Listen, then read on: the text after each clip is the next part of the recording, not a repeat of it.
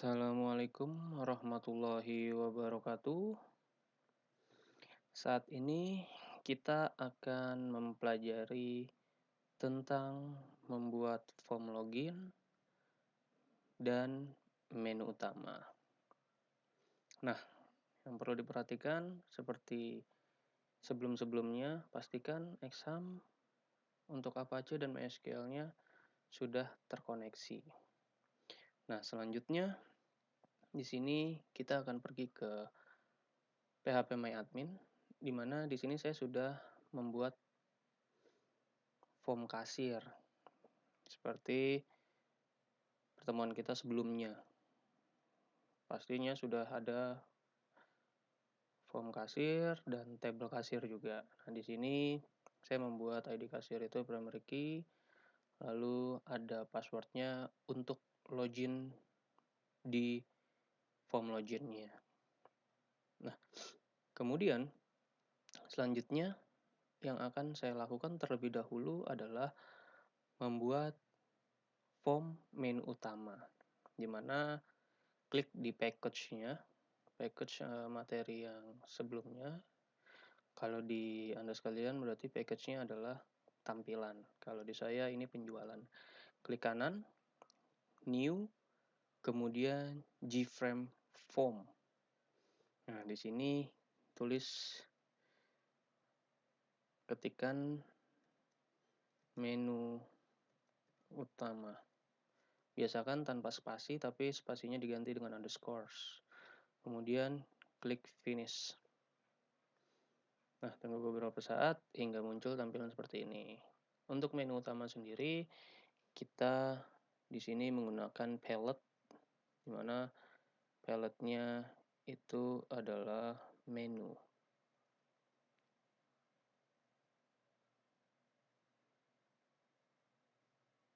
Nah, sini menu bar. Taruh di mana aja, yang jelas di dalam formnya. Lalu kemudian klik. Nah, jika berhasil, maka sekarang form menu utamanya sudah ada menu barnya yang berisikan file dan edit. Nah, karena di sini kita menggunakan master dan transaksi, maka file dan editnya bisa diganti saja namanya dengan klik kanan, kemudian edit text menjadi master. Lalu di sini kita rubah menjadi transaksi seperti itu. Nah, di master kita buat sebuah menu item lagi gitu. Kita buat menu item yang nanti ketika master diklik dia akan muncul di sini. Menu itemnya adalah kita edit text form pelanggan gini. Kemudian kita add lagi menu itemnya untuk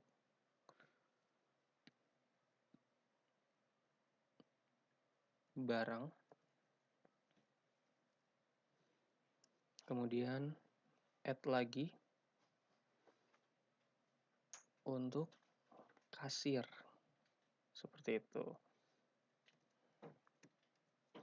Nah, master yang kita tahu pada mata kuliah sebelumnya itu master kita ada 3, yaitu pelanggan, barang, dan kasir.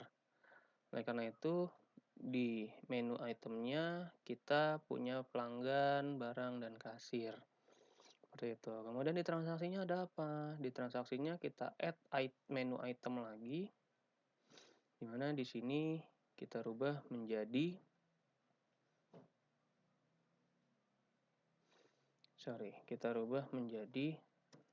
nota gitu. Nah, di sini sudah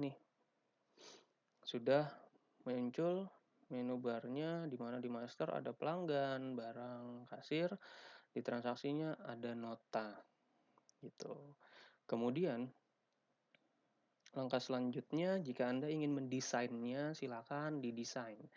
Didesain seperti apa? Nah, kalau saya sudah ada contohnya di sini. Didesain seperti ini. Ada masternya sama. Oh, sorry, ini kurang satu ya.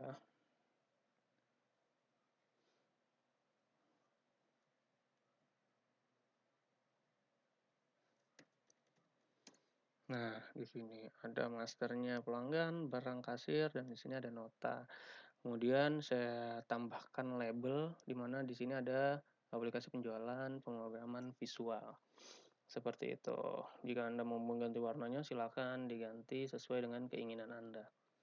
Nah, kemudian kita buat aksinya, action perform. Seperti itu. Ketika diklik pelanggan, maka apa yang terjadi? Maka klik action, event action, kemudian action perform. Nah, di sini kita akan melakukan pengkodingan. Ketika menu item 1 yaitu pelanggan diklik, maka nanti dia akan memanggil form pelanggan. Seperti itu. Bagaimana codingnya? Codingnya di sini adalah pelanggan kita kasih nama dengan nama FRMP yang berisi adalah kelas pelanggan. Seperti itu. Kemudian FRMP-nya kita set visible-nya menjadi true, yang artinya form pelanggan kita lakukan aksi untuk tampil formnya gitu. Nah, ini sudah. Kemudian langkah selanjutnya sama. Di barang kita klik kanan untuk barang. Kita klik kanan untuk barang. Kemudian pilih action perform. Nah, lakukan hal yang sama seperti tadi, codingannya nggak jauh berbeda. Yaitu ada FRMB, di mana di dalamnya berisi kelas barang. Kemudian FRMB ini kita set visible-nya true. Lakukan hal yang sama dengan nota, kemudian dengan kasir juga. Seperti itu. Sehingga nanti ketika ini dijalankan, maka kita dengan klik pelanggan muncul form pelanggannya. Seperti itu. Dan jika diklik barang, maka akan muncul barangnya. Seperti itu. Nah, ini udah semua nih. Dan notanya juga gitu. Nah, langkah selanjutnya apa? Langkah selanjutnya, jika menu utamanya sudah selesai, langkah selanjutnya kita akan membuat form login-nya. Gitu. Kita akan membuat form login. Gimana cara membuat form login-nya? Masih sama, klik kanan, new, event form. Dimana di sini login user. Saya bikinnya login user, tapi terserah Anda mau membuat nama apa. Dibebaskan. Seperti itu. Oke, kita klik finish. Kemudian kita tunggu beberapa saat sampai muncul tampilan layarnya.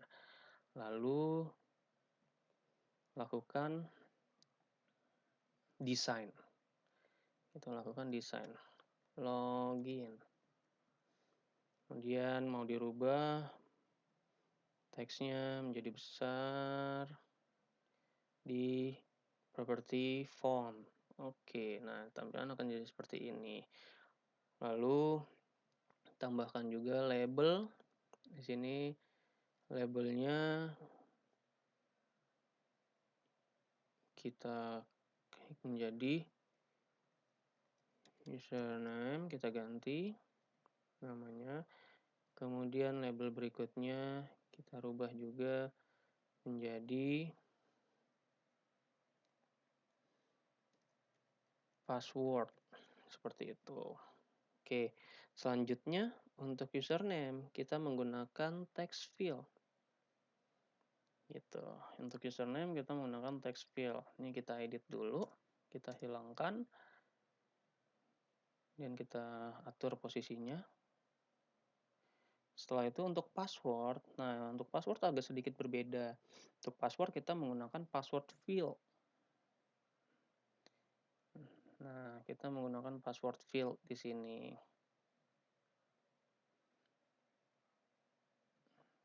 Oke, edit teksnya, dihilangkan teksnya, kemudian oke. Lalu akan menjadi tampilan seperti ini. Kemudian langkah selanjutnya kita klik button. Kita ambil button untuk diberi nama login. Gini. Nah, desain ini bebas. Anda ingin mendesainnya seperti apa, ingin membuatnya lebih bagus dalam segi tampilan juga tidak masalah. Gitu. Kemudian jangan lupa juga ganti semua variabel name-nya yang kita butuhkan nanti. Contoh seperti ini, txt user, saya menggantinya. Anda pun bebas mau menggunakan namanya apa untuk dipanggil nanti di codingan. Kemudian passwordnya juga change variable name-nya menjadi txt pass seperti ini. Nah, sebelumnya saya sudah ada nih tampilan user login-nya. Sama kok, nggak jauh beda. Nah, ini tampilan loginnya lebih rapi. Saya membuatnya, jika Anda ingin membuat desainnya lebih baik lagi, lebih bagus lagi, silakan.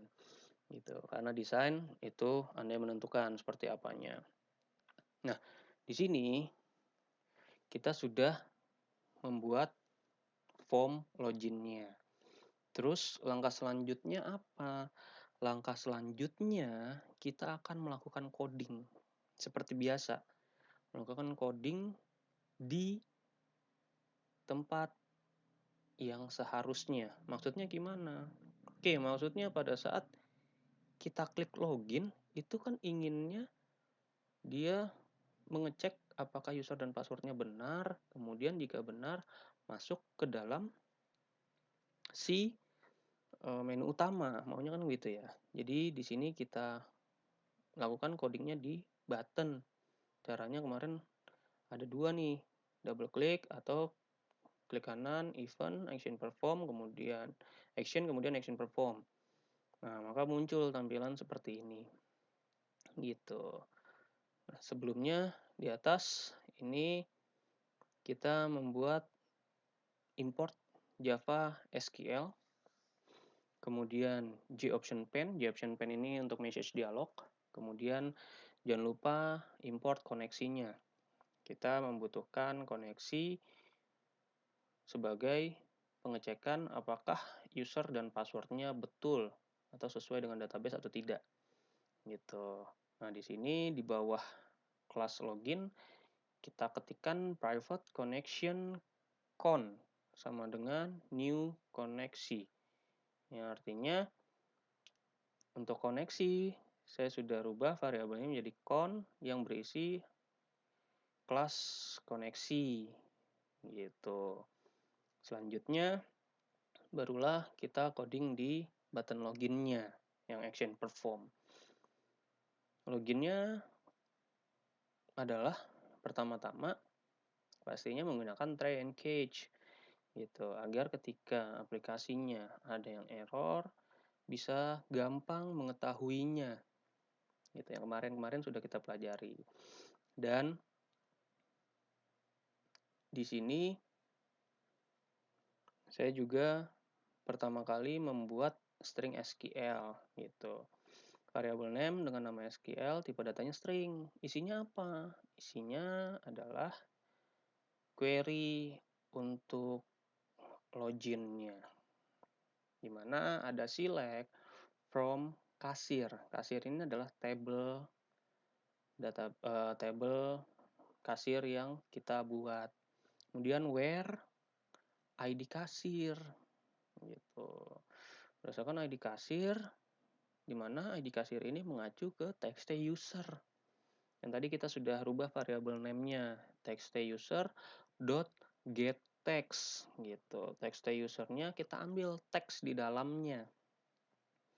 Kemudian di sini ada n, di mana n password sama dengan text pass gitu. Text pass adalah variabel tadi, variabel name password field tadi. Itu yang kita sudah ganti namanya jadi text pass. Dot get text mengambil isi di dalamnya.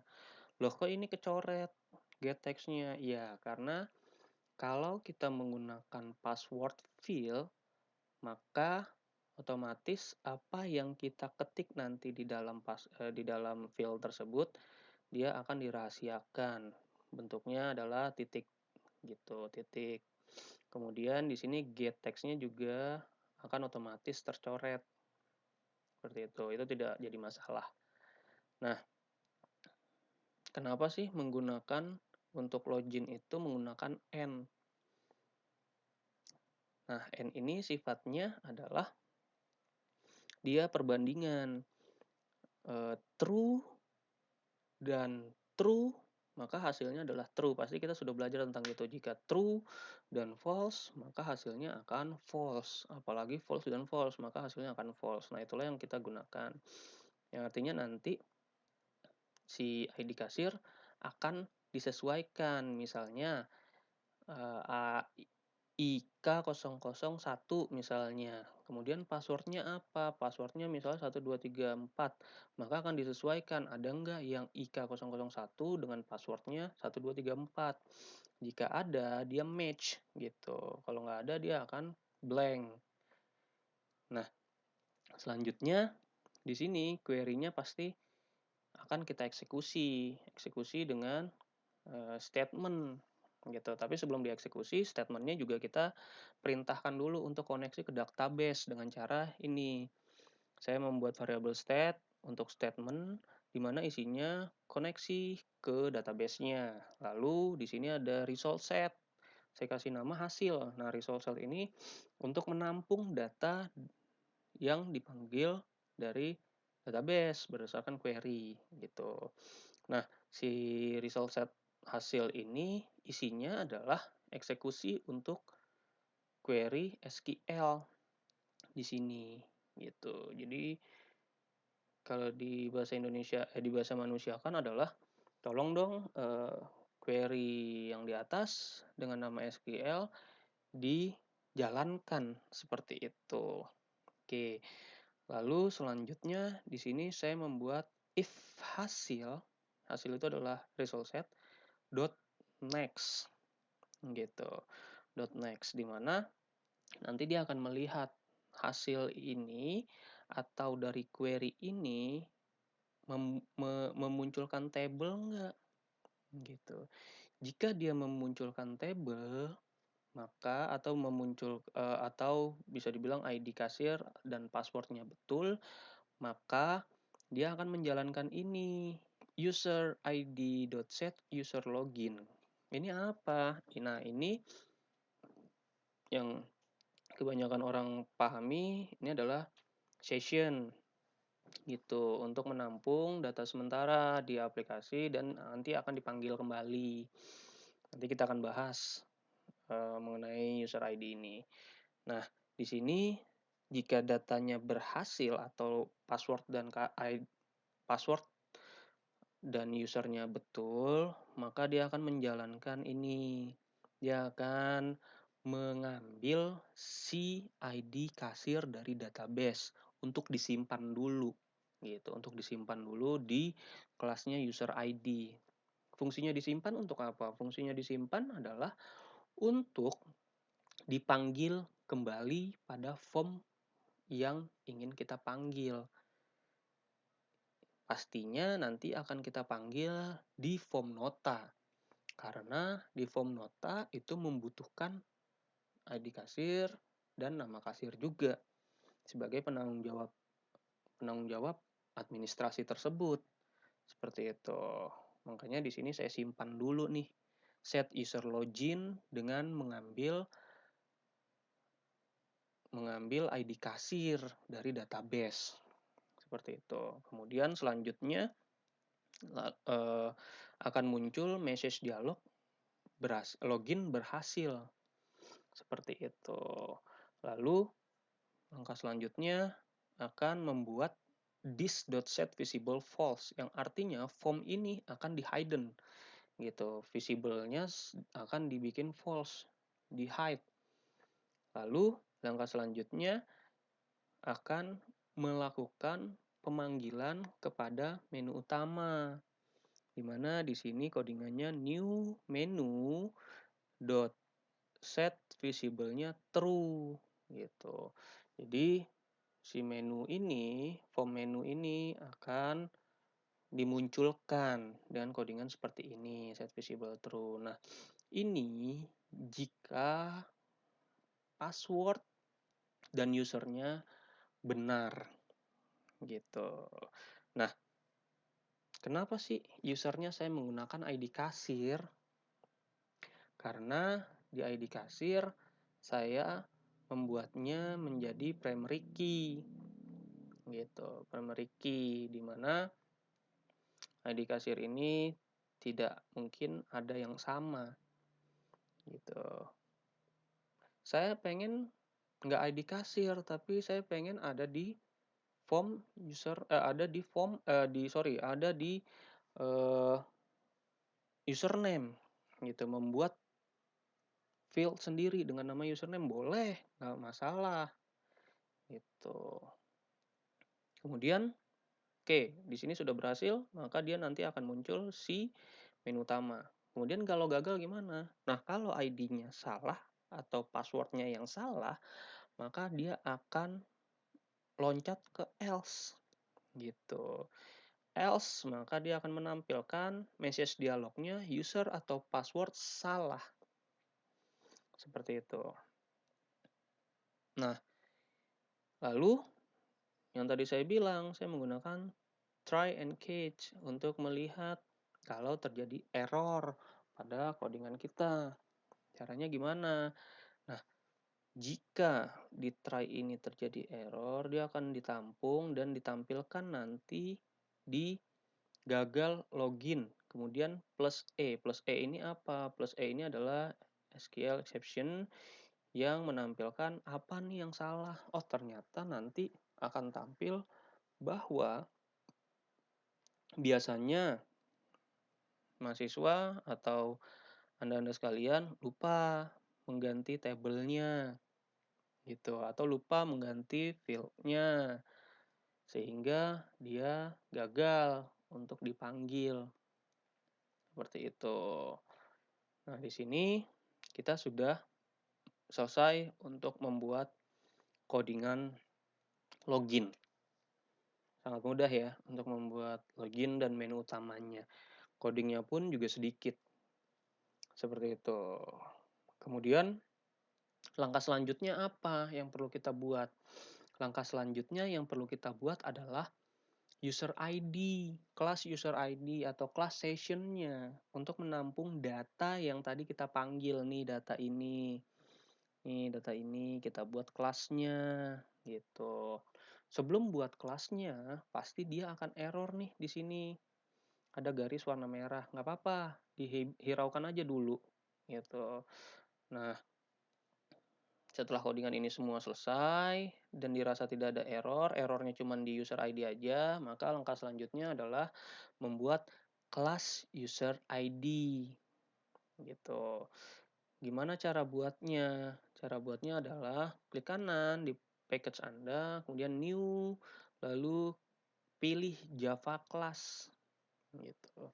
Nah, di Java class Anda buat yang namanya user ID gitu. Kemudian klik finish. Maka dia akan muncul tampilan kosong aja nantinya. Lalu Anda coding deh sesuai dengan yang di sini. Di mana yang perlu kita coding adalah private static string KD. Saya membuat variabel KD dulu dengan tipe datanya string gitu. Kemudian saya buat public static void dengan namanya set user login gitu. Jadi saya membuat metode set user login di mana di sini ada parameter kode tipe datanya string. Kode tipe data string ini buat apa sih? Nah, kode ini yang tadi menampung ID kasir. Oke, kita lihat lagi di sini. Nah, kode tersebut yang tadi di user ID akan menampung si ID kasir ini. Gitu, hasil si ID kasir misalnya IN001, maka di sini akan ditampung dulu IN001. Seperti itu. Nah, dia ditampung dulu, setelah itu lanjut ke sorry ini gini. Nah, lanjut ke memberikan dia nama gitu atau memberikan dia tempat. Tempatnya di mana?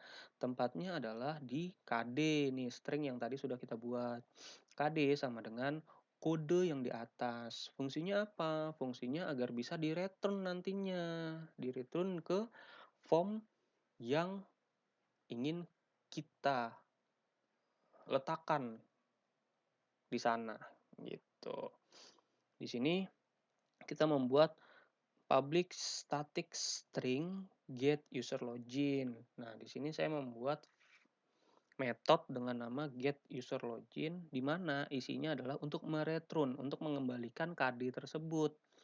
Gitu. Jadi KD-nya atau IN001-nya nih ada di sini. Tinggal kita taruh sesuai dengan yang kita inginkan. Contoh di nota, berarti tinggal kita panggil get user login. Nah, itu nanti akan kita bahas di materi kita selanjutnya. Seperti itu. Nah, inilah kelas user ID yang digunakan sebagai session. Session itu apa? Yang tadi saya sudah jelaskan. Yang tadi bahwa session itu adalah penampungan data sementara yang nantinya akan dipanggil lagi. Seperti itu. Oke. Nah, di sini kita coba jalankan gitu. Di sini kita coba jalankan di mana akan muncul seperti ini. Oke. Saya coba asal-asalan dulu. Nah, ini yang tadi. Kalau password dia otomatis akan membuat bintang seperti ini. Gitu. Itu mukanya kita menggunakan password field. Oke, coba kita login. Nah, username dan password salah. Berarti yang kita input tadi tidak ada di database. Gitu. Bagaimana kalau berhasil? Berhasil, dia akan memunculkan seperti ini.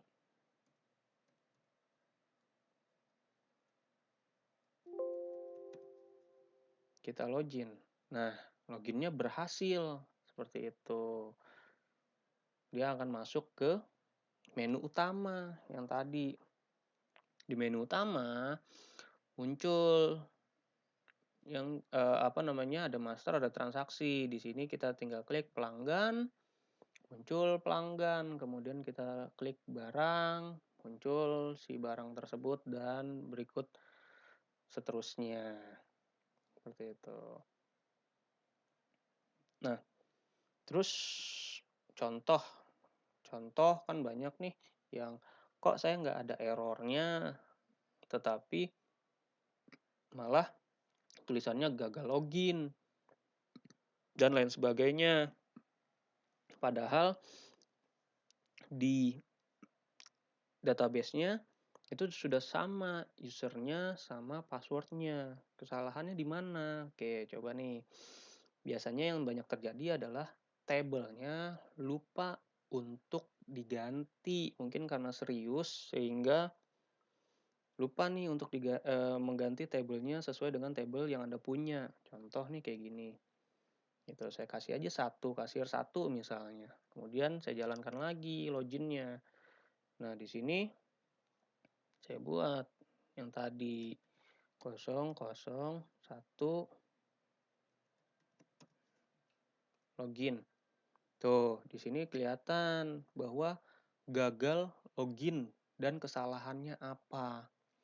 Di sini disebut bahwa kesalahannya tabel kasir doesn't exist gitu. Tabel kasirnya doesn't exist nih. Oh, pantes karena kasirnya berbeda dengan kasir punya Anda gitu. Menggunakan try and catch fungsinya untuk itu. Kalau tidak menggunakan try and catch, maka dia akan keluar langsung dari aplikasinya. Dan kita pun juga tidak tahu codingannya salahnya di mana. Seperti itu. Ini untuk memudahkan. Oke. Sampai di sini materi kita pada pertemuan ini, di mana pada pertemuan ini materinya tentang menu utama login beserta kelas user ID sebagai session gitu. Silakan dicoba karena kita akan bisa jika kita mencobanya. Oke, terima kasih. Assalamualaikum warahmatullahi wabarakatuh.